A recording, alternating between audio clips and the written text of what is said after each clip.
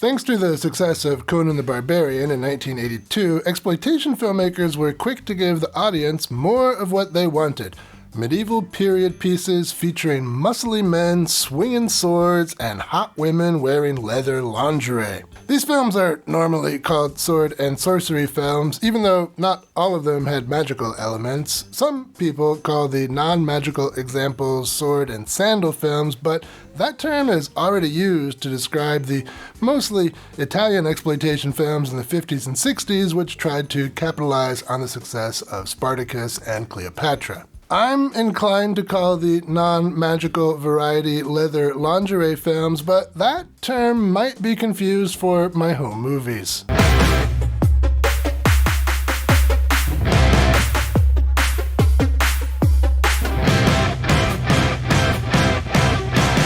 Welcome to Exploitation Reviews, and me, Rob, and today I'm taking a look at Barbarian Queen from 1985. This film is one of a number of films that Roger Corman produced in Argentina in the 1980s. One of those films I've already talked about, the self-aware Jim Wynorski classic Deathstalker 2. Barbarian Queen didn't have Wynorski at the helm, and the film plays it straight rather than going for satire. Let's see how that worked out. We open on a nice-looking gal picking flowers, and then these two degenerates rope her up and, take her flowers. Well, just the one, I guess. So, we just got started, and we're already into territory that you can't see here on YouTube. Now, just work here. But of course, we don't have to stay here. Support the channel on Patreon and get access to uncensored, spicy versions of my reviews. Link is in the description. After the credits, we're in a village, and it's this guy's wedding day. His wife-to-be is getting ready in the bathhouse. That'll be our Barbarian Queen, played by the lovely Lana Clarkson. In a sad bit of Hollywood history, Lana was murdered by music producer Phil Spector in 2003. Back to the movie, the village is attacked. The husband-to-be must be a dexterous warrior because he teleports out of his wedding scarf. The degenerates from the beginning enter the bathhouse, but our heroine ain't no pushover. There's a considerable amount of bloody mayhem, and when all is said and done, most of the villagers, including hubby-to-be, are slaves. Our queen survived by faking her death, and she vows to get back what the attackers stole. I'll be no man's slave and no man's whore.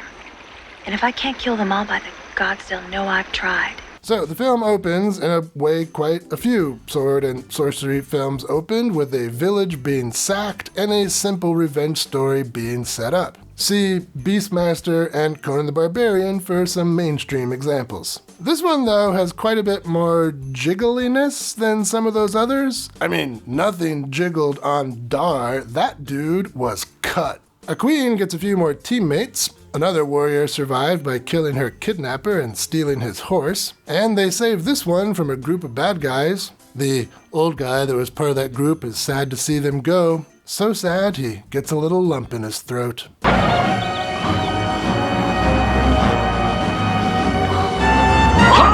The barbarians meet up with other now homeless villagers who help them infiltrate the city.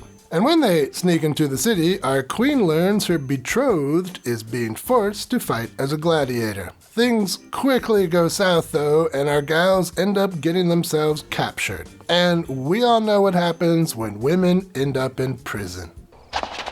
Close off. Yeah, so let's skip ahead a little bit. One of our gals finds her way into something resembling, well, let's say a group party of the comfort women variety for the gladiators. So let's skip a little further. What do you want me to do, draw you a picture? Our Barbarian Queen ends up in a mad scientist laboratory. He is tasked with getting information out of her. As you might expect, his technique involves putting something in her. So, will our gals escape this place? Will the gladiators organize a rebellion? Well, that's enough out of me as far as plot goes. Let's talk some highlights. Well, if you're looking for a sleazy adventure, you've come to the right movie. This thing delivers the goods in that department. That's pretty much what we'd expect from a low-budget sword and sorcery movie from Roger Corman, I suppose. What you might not expect is the film looks a lot less cheap than many of those others in the genre. The sets here look nice, the costumes look nice, the sets look nice. As far as the first kind is concerned, I like the linen dyeing operation part of the village. It looks great, and I imagine it's a good way to hide some of the cheap walls and whatnot. They return to this area near the end of the film, and it looks maybe even cooler at night. The whole thing is just a good example of how you don't need tons of money to make even a period piece look good. The story here is simplicity itself, but it is the kind of story I like. I'm a sucker for revenge films. All that being said, though, the film's far from perfect. Like a mad scientist experimenting on himself in a laboratory, this film has some shortcomings.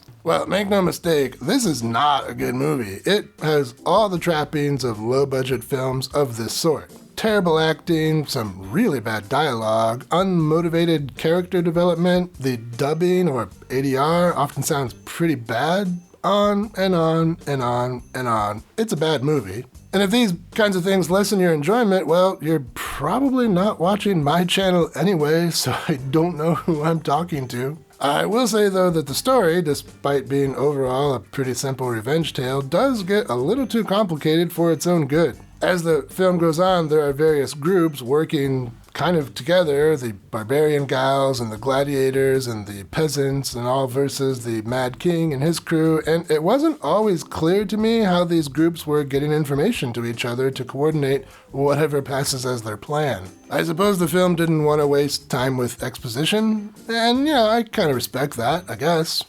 Still would have helped a little, though. My main complaint, though, is most of the skin in this is of the violent, assaulting variety, and that gets tiresome pretty quick. I would have appreciated a little variety, maybe a river bathing scene, or a nice oil massage before they go into battle, or maybe two of the barbarian ladies could have strengthened their relationship, or maybe a group of women